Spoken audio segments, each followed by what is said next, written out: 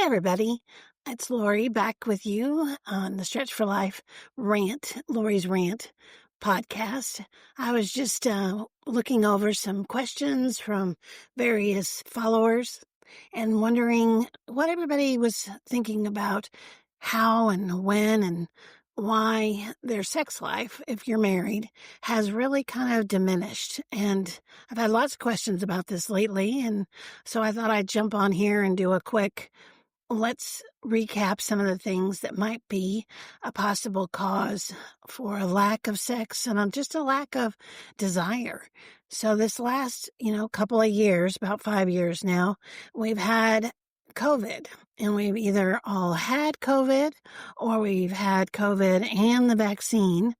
And this mRNA platform that they used to both make the vaccine for COVID and also having COVID, which came in the package of an mRNA sequence, is really what's messing with a lot of people's hormones. It's cutting those hormones and diminishing them. It's also making it very difficult for those people who had a little less hormone output in the first place because of some endocrine disruptors, whether that was cologne or perfume or whatever it was, it caused a decrease in desire and hormone output.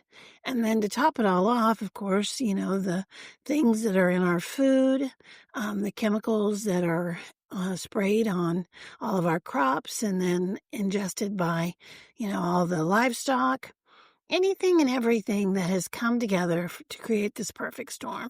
But one thing that we can, in fact, rest assured of is that God wants every single couple to desire each other and to have a healthy sex life.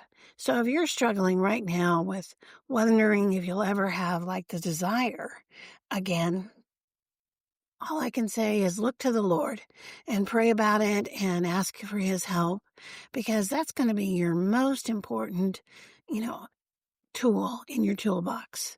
And then the second one is to really try to find a way to eat less processed food, drink more ozonated water, and last but not least, get off any and all medications and drugs that you possibly can.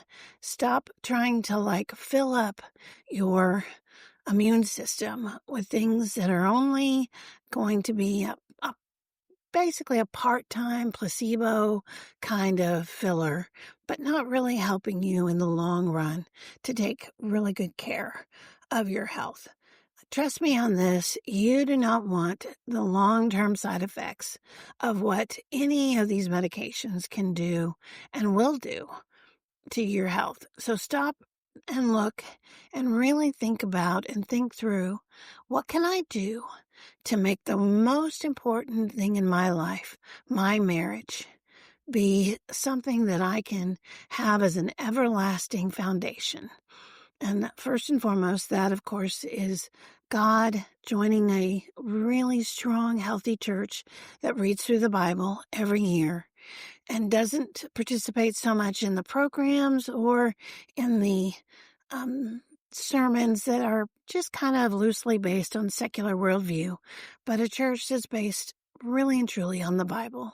And then last, but very important as well, eat as much wholesome, homegrown, without chemicals, food, and really and truly, very important, ozonate your water so that you can have a healthy body. Thanks. Stay well.